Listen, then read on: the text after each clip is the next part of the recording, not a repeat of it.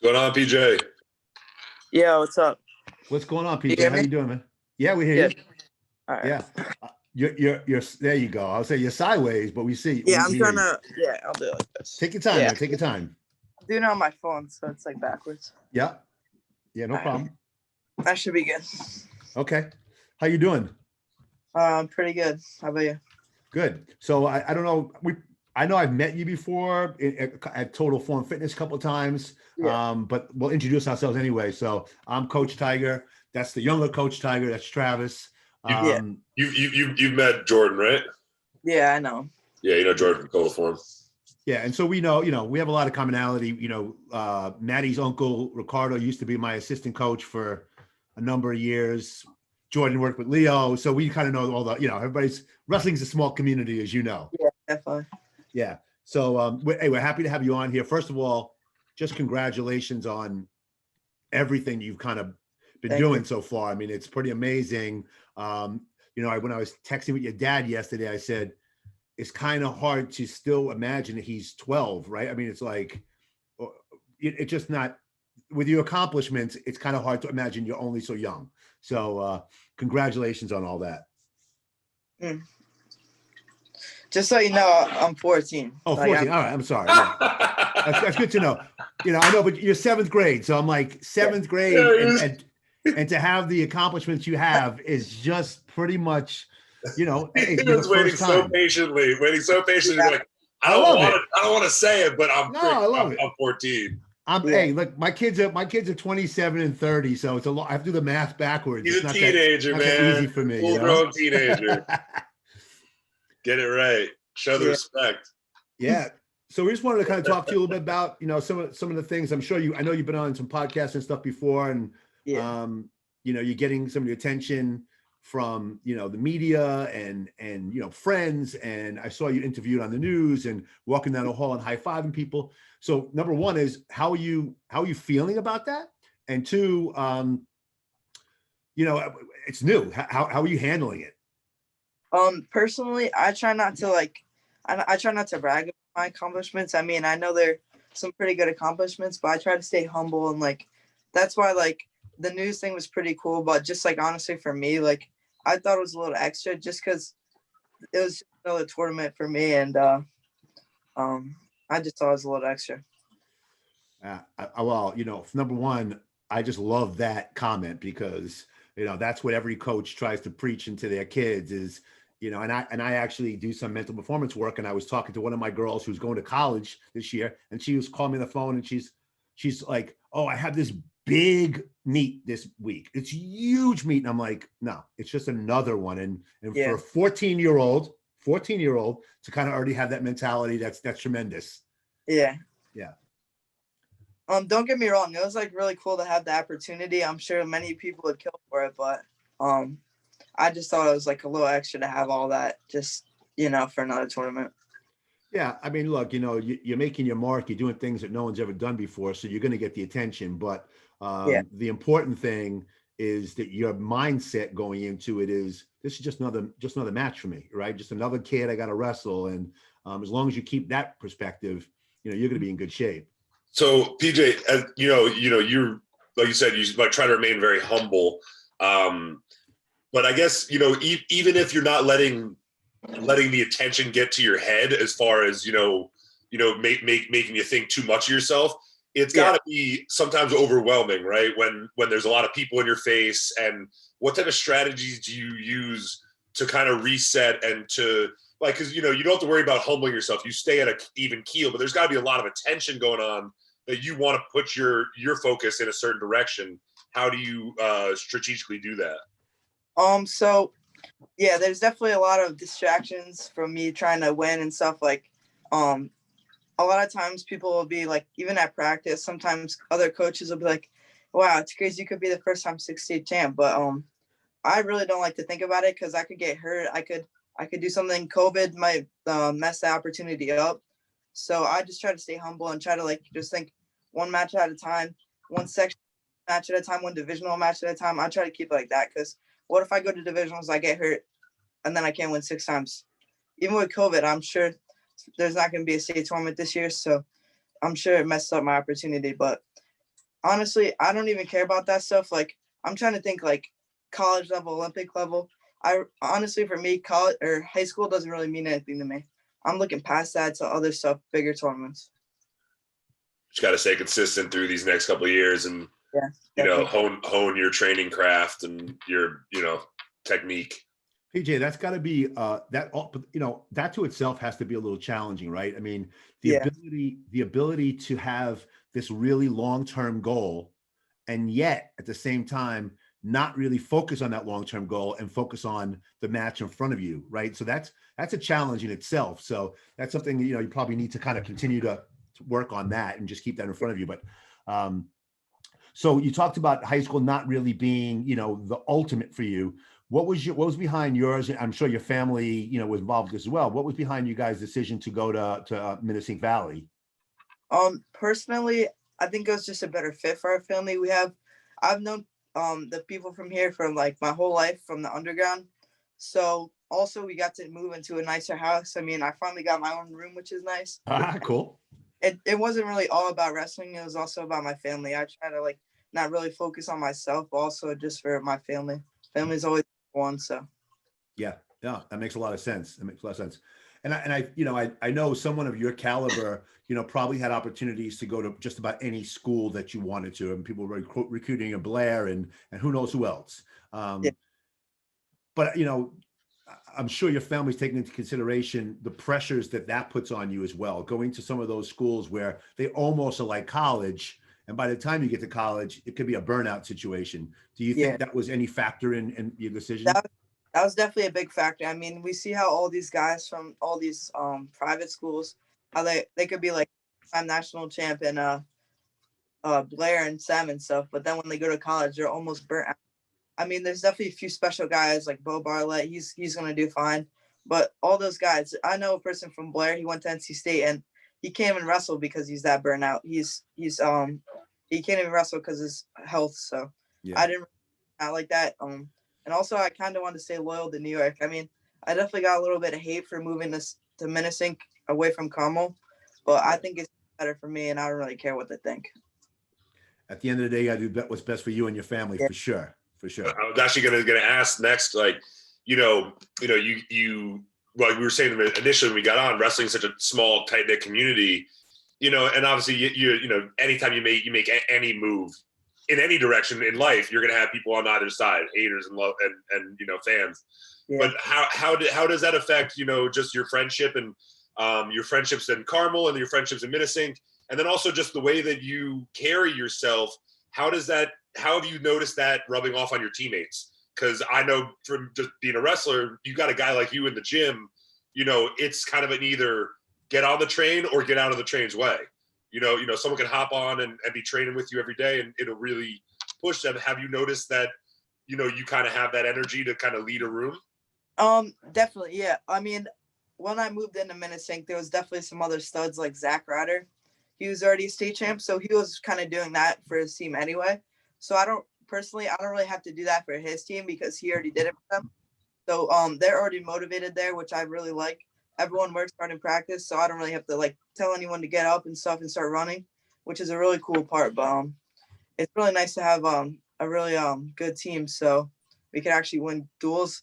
I mean, I definitely loved Carmel, and it's gonna be tough to say goodbye to some of my friends. Like that was the house I grew up in, so it's kind of hard to say goodbye to that. Right. But Minnesink is definitely just gonna be better for us, and that's basically the only reason we moved. What was it like at that young age being the team catalyst? Usually a lot of times, and I'm sure you had seniors and upperclassmen on your team who were leaders, but when push comes to shove, everyone turns to the stud in the room, and you certainly, as humble as you are, you certainly were the stud in the room. What is it like leading that type of charge at that young age? It was pretty cool, but it was definitely a lot of responsibility. Even me, sometimes I can fool around a little bit in practice, like mess around a little bit. But I know when it's time to get serious, I can get serious. So I think off on my teammates a little bit in Carmel as well, because even like before the first day, I saw everyone was like messing around and stuff. But by the end of the season, everyone was working hard. It was really cool. Like even when I walked in, some of the seniors were like, "And who's this kid? Who's this kid?" But by the end of the season, they were at the state tournament watching me. Yeah. So Love that. Yeah. Love that. Yeah. Well, you're certainly going to have really a great workout partner. You and Zach practicing every day together. That should be pretty awesome and raise both of your levels. So that's intense. I know you guys know each other for a long time, right? And been wrestling since you're kids, since you're little kids. Yeah. Yeah. So we're talking about now, Travis has mentioned a couple times about you being at that elite level, and this podcast is called The Elite Athlete. Our mission here is to try to talk to elite athletes about what makes them elite or what they feel makes them elite, and so they can leave some clues behind for the younger kids. Now, you're the youngest person we've ever had on this podcast. We've had some Olympic level people on here, some medal winners. Usually people were asking the question and they're answering us by, this is what I did. Well, you're going to answer the question is, this is what I'm doing. But what is it you think that makes, and I've seen you live in person working out with Leo and John Marsh, and I know they pushed you hard. I've seen you there. It's early in the morning. I know you're a hard worker, but a lot of people work hard. What is it you think that makes you special, that makes you where you are? I'm sure people have heard this answer before, but I just think pushing that wall back every day. It's pretty cool to see how at TFF we do this thing called treadmill, and I did it for like 2 years. At the start, I did it at like 5 miles an hour for like 5 minutes straight, and it's at like the max incline. Yeah. So I started at 5 incline, and then when I started doing it because just my knee was messed up and stuff. But by the end, I was doing it at 6.5 miles an hour. So it's just pretty cool to see how over a long period of time you could push your wall up, and eventually get to the top. And also another big thing is once you get to the top, it's the hardest to stay there. So even me personally, like me being at the top in the state, it definitely is a little challenging trying to keep motivated. But after going to Super 32 and losing the finals, that's definitely what motivated me. Now I'm gonna try and definitely win Super 32 next year and all the rest of my career. Yep. That's really it. It's simple. Just always push that wall back.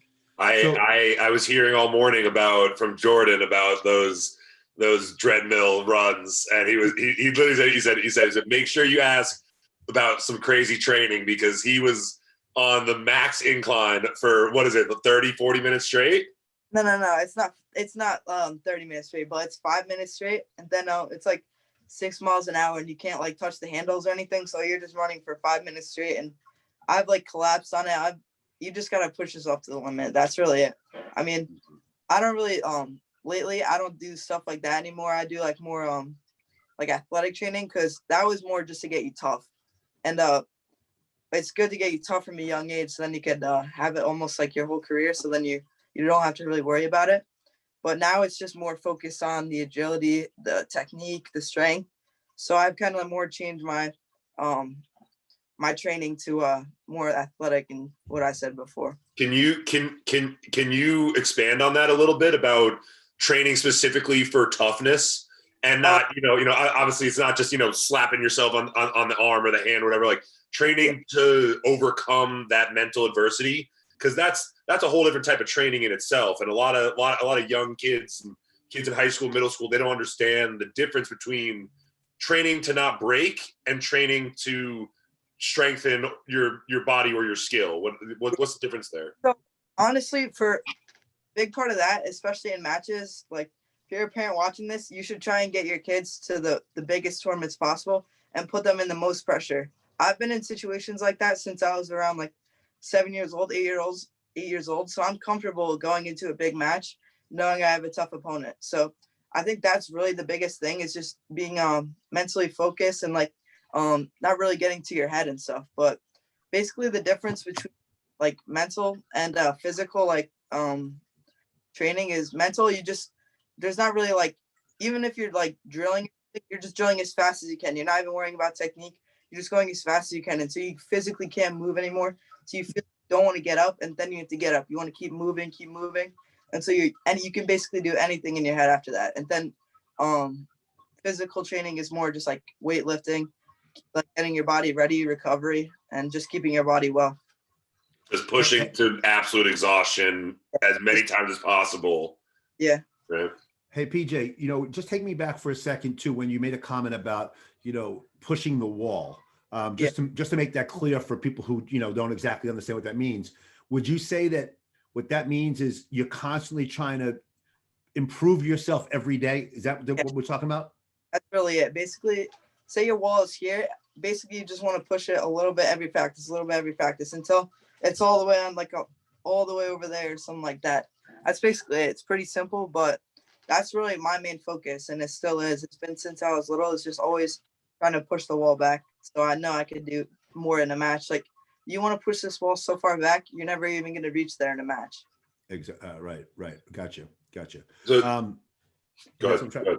No, go No, ahead. I was going to say. So, would you, when is your mindset? Do you care or look or focus at all on your opponents? And I don't mean if you and your coach are discussing a certain technique about an opponent, but Yeah. if someone says, hey, this kid's a 2-time Eastern State champ, or this guy, does that enter into your mindset, or you're just doing PJ? Yeah. How do you focus on that? It's definitely affected me before. Like, that's part of the stage now, is I'm still trying to learn how not to. Like, I'm sure these Olympic level guys, like, that's who I'm looking up to, all these Olympic level guys. I'm sure they don't care who they're wrestling. They don't really care. I'm trying to learn how to do that now. I'm still learning, but I'm definitely getting a lot of progress since I was younger. Yeah. It's still a little factor for me, but the goal is not to have it affect me at all. Right. Yeah. So you realize the importance of it. You just need to work on it, because Yeah. as you talked about, mental toughness is a skill just like everything else. And if you don't train it that way, you're not going to develop it. So it's good to see that you're already training in that area. Yeah, for sure. What specific mindset strategies do you use, like going into a match prep or tournament prep? Like even if it's the night before, or it could be 20 minutes before the match. What type of exercises do you use? Are you a big music guy? Like, how do you lock in for what you're going to have to endure for the next day or for the next 30 minutes, whatever it may be? Personally, I think the best thing for me is I really just try not to. I try to keep my mind off it. Like, say it's a day before a tournament, I could be playing my Xbox or something, just doing what I love to do. I just try to keep my head away from the big moment until it's there in front of me. And I think that's really helped me a lot, because usually times, like the day before a big tournament, people will be really nervous. They'll just like, I don't know, just kind of be nervous. I don't really know what it's like to be, because I just try to focus on other stuff. Like, if it's a big tournament, making weight, I got to lose my weight. I'll focus on losing weight and not the tournament. That's always the part. Making weight is the toughest part of the tournament. I like to go by that. Yep. So that's pre-night before, you're completely out of it. What about the 10 minutes leading up to it, when there is not like you don't have any other option to avoid it? It's coming. It's game time. You're about to snap up and go on the mat. What is that mental switch? What's running through your mind at that point? Like, what's running through your mind right before the match? Yeah, I will just think in my head, like, I don't really try to go with the game plan. I just try to like let the match flow. So I try not to be going stiff or anything. But sometimes I'll like, this is just like me. I'll just look at the kid and be like, I could take this kid, definitely. I'll just sizing him up. I usually just like makes like smirks like that and stuff. Yeah. So earlier you said, and you're showing it, everything that you're talking about today, and is that you're not a cocky kid. You're pretty humble, but you have to be, and you have to be confident to be at the level you're at. No doubt about it. Yeah. And as part of that confidence and you talked about how you don't really, you're playing the Xbox the day before. Is that because you feel like, hey, you know what? I know I've done everything to prepare. I've worked my ass off in the gym. I've done my mental stuff. I've done my physical stuff. I'm probably eating right. I'm getting my sleep. And now I don't have to worry about it, right? I've done it. The process has worked. And now whatever comes to my way, I'm going to be able to take care of it. Am I right on that?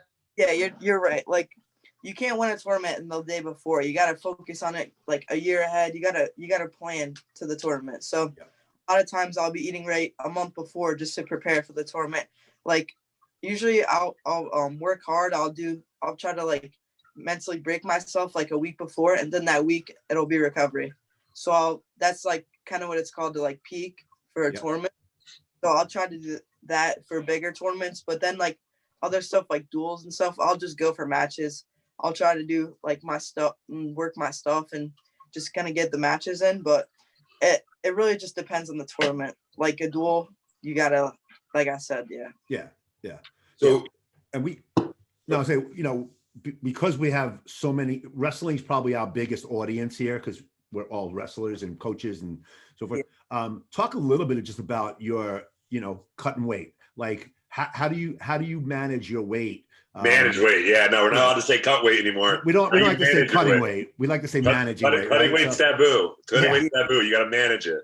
how do you manage that? Especially being a 14-year-old kid who, hey, look, man, 14-year-old kids, we like, all of us, we like to Sugar eat and donuts, snacks baby. and, Sugar and donuts. everywhere we go, there's every street you drive down, there's a McDonald's and there's a Dunkin' Donuts and all the things you're not supposed to put in your body. How do you manage your weight in season and off season? If you could just give us a little idea.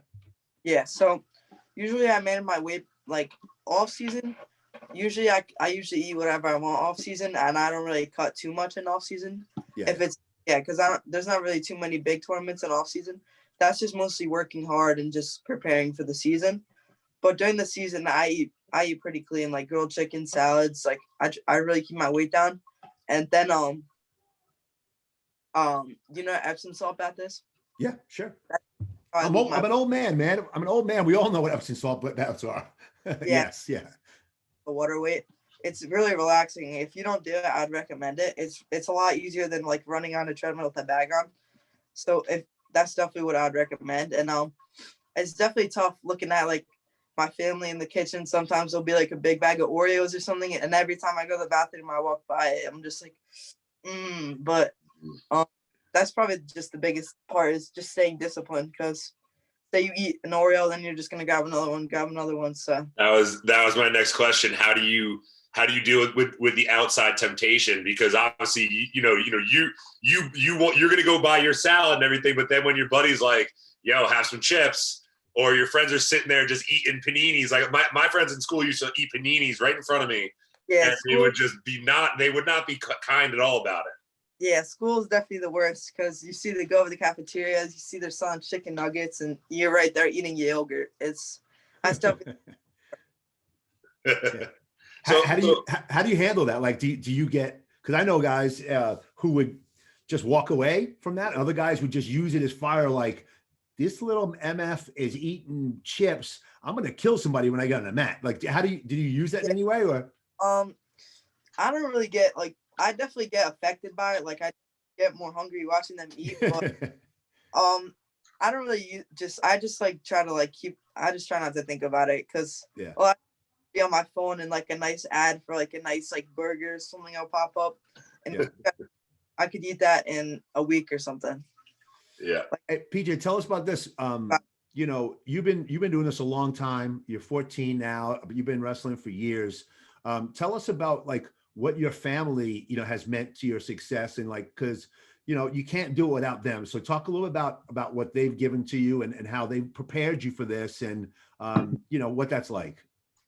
Yeah, my parents have pretty much devoted their life to my wrestling career. Like my dad drives probably 2 hours a day just for me to practice. And he just retired, so that's pretty nice. And he gets to bring me wherever I want to now. And they were willing to move wherever I wanted to go for high school. They would have moved to Texas if I wanted to go to Texas. They'd have moved to New Jersey. But I decided to come here because I knew it was going to be the best for them and myself. So, and if I could follow that up with, how does that make you feel? I mean, that's when you have that kind of support, that kind of love, not everybody has that. So, how does that make you feel, that knowing that you have that around you? It definitely motivates me. Like if I like after the Super 32, like I felt sorry for my parents after I lost, because I was like, damn, they're doing all this for me and I didn't even win. But now that I think about it, I shouldn't have really felt sorry, because they were really proud of me anyway. Yeah. And they're pretty much proud of me for everything I do. They're really happy with me. The biggest thing they do is like, they don't really care if I win or lose about wrestling. They're just focused on school and academics, so I can get into a college and about my career. They don't really care about wrestling right now, but they're focused on going into college. Like my dad's trying to set me up for college, not just wrestling. Absolutely. So that was actually where I wanted to start to take it next. Was I don't know if I want to ask you what colleges you want to go to, because that could start a media storm. Yeah. We don't want to start a bidding war over here. But I would love to get an idea of where you are starting to look in colleges, and I guess what's important to you in colleges. But before we talk about that, can you talk us a little bit about how you goal set? Because obviously you have your sights set very high, right? You're talking about college and the Olympic level, and you have to accomplish what you need to accomplish in high school, but you're looking forward already. Yeah. How do you plan out your goal setting, and do you write it down? How do you think about it? Your small goals, your big goals? Because a lot of young kids, a lot of people who we're trying to reach with the podcast, they struggle with that.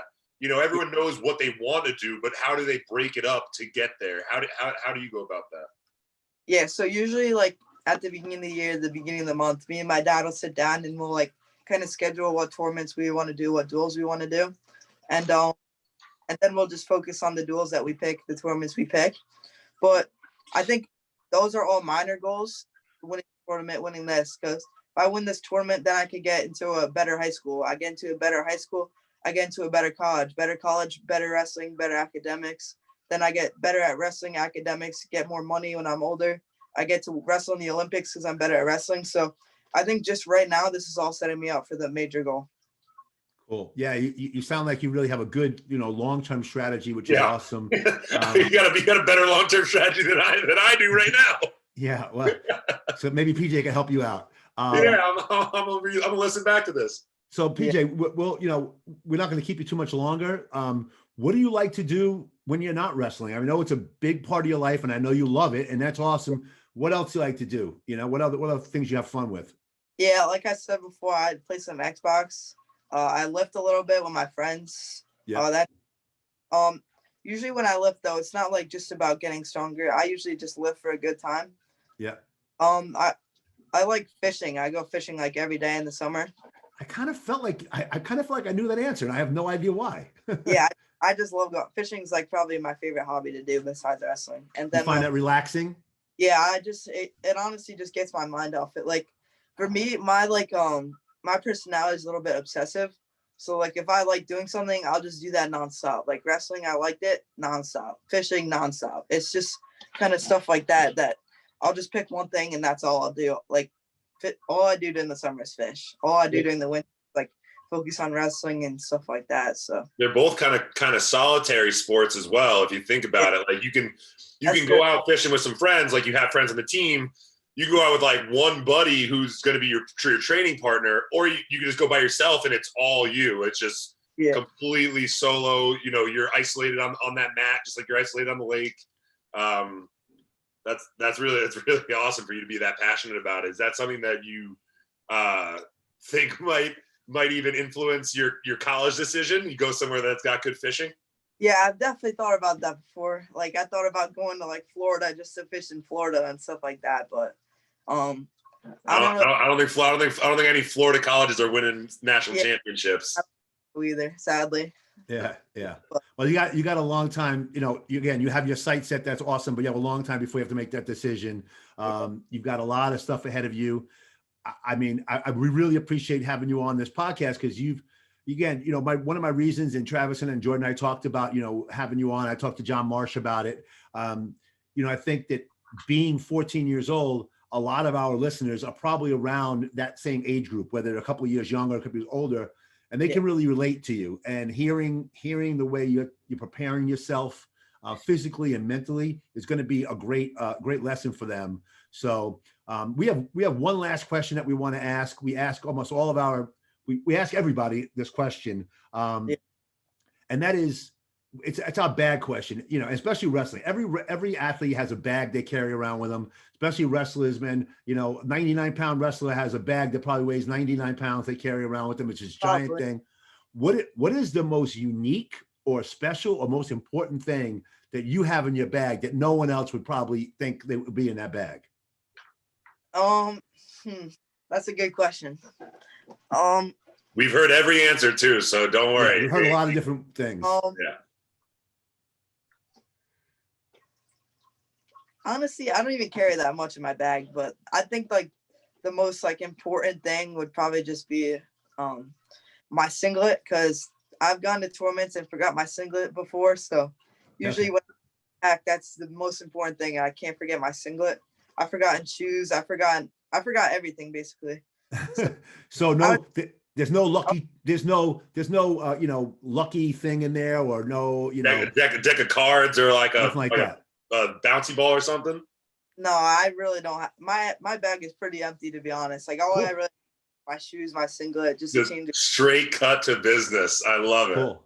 So we had this podcast not even out yet, but we had the Carrie Pierce, who's the most fit woman in America, like 2016, 18, 19, and 20, right? She's her abs are ridiculous, dude. You've never seen abs. We asked her what was in her bag, and she said Fruit Loops. No, Lucky Charms. Lucky Charms. Oh. Like she had like cereal in her bag. The food I always have to have is a Milky Way. A Milky Way? Milky Way? That's your go-to? I'll count that. I'll count that. I like that better than singlet. Milky Way. All right. Listen, so tell our audience how they can, follow you. I mean, everybody has a social media following now. I know you're on Instagram. I've seen you there. Tell people how they can follow you and learn what you're doing and see you on your quest to, 5 or 6 state championships and where you go from there. So tell us how they can follow you. You could just follow my Instagram. You could DM me. I'll answer your DM. I try to I get a few DMs, so I try to answer everyone. What's the at? If you follow me and DM me, I'll DM you back. That's probably the best way. What's your handle on Instagram? What's your at? It's just PJ Duke. It's just PJ Duke, simple. Yeah. Okay. Anything you want to leave our audience with? Just like I said before, just always try to push the ball back. That should be your main focus. Yeah, I love that. All Pushing right, buddy. the ball, man. We're gonna use that term from now on when we're at practice too. We're gonna use that PJ Duke. When I had John Marsh on, and John said he was talking about him, doing his exercise. John's crazy. And he's like, all these kids when I was in high school, I watch them do push-ups, and they're all half repping. And I'm like, I got to use that term, half repping, from now on. Yeah, so I got PJ's is pushing the wall, and John Marsh is half repping. Half repping. He's a motivation for me. He's talking smack, so I got to catch up to him. Oh man, he's the smack talker from all time. John loves him some John. Yeah, and we love John. We love John. We love Leo, and I know I saw you there. Them putting you through the grinder more than a few times. You're tough. You're a tough guy, and talking to you for a half hour right now. Can see you really have a good head on your shoulders. Your parents have done an awesome job, and we wish you nothing but the best. And if anything we can ever do for you, feel free to reach out to us, and we'll be watching, man. All right, thank you. Have a good one. All right, be good, pal. All right, see you later, BJ. Thanks. Yeah. Dude, so I just realized there was one thing I really wanted to talk about. Oh shit! What? I wanted to discuss a little bit about what flow means to young wrestlers like him. That'd been a great question. And because that is the biggest platform for them to be seen in their videos, and everyone following them, and that's how everyone. I mean, social media is one thing, but people are watching his matches. Grown men like us are watching his matches, and what does that do for? I was gonna squeeze it in the end, but you were just wrapping it up. But I'm sorry. No, it's okay. It's all right. Hey, Trav, use the chat. Use the chat. I should have. I should have. I didn't realize it that I wanted to say it till after we were starting to wrap. Yeah. Well, that would be a good question, but we'll live without it. Yeah, I mean, it's just and just to see from that young perspective, like what it's doing for just the sport and what it's doing. I like to know that just for me, not even for the podcast. I like to just know what he's thinking about with that. Yeah, because our kids love flow, and then this is the kid who's headlining flow. Yeah. As a 7th grader, it'd be like talking to RJ about being like, hey, what's it like going to a flow event, and how are they just completely catapulting this sport, and these young kids are now freaking national superstars. It's just awesome. It's just really cool. You see RJ won last night. Did he win again? RJ and Jacob both won. Was RJ wrestling varsity? Yeah. Because he had been going in and out. Yeah, I think I'm pretty sure this was the varsity. Yeah. Well, no, but he was in the main lineup. like, Yeah. RJ's like first 3 matches, he wrestled like 1 varsity guy and like 3 JV guys or something like that. So I wasn't sure where he was. Yeah, I think no, this was varsity. Him and Jacob both won. That's awesome. I got to run because I haven't seen AJ in the lineup at all. Have you?